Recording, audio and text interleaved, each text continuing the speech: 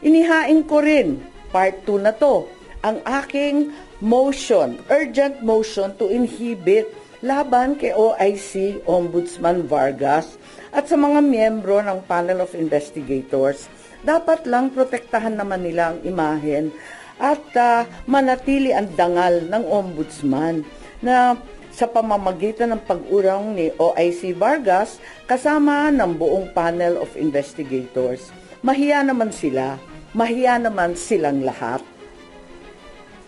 Nais ko rin banggitin ang narito din, eto naman, yung final ni Mayor, Vice Mayor Baste Duterte sa OIC Mindanao na siyang natanggap na at narehistro na sa Ombudsman Manila.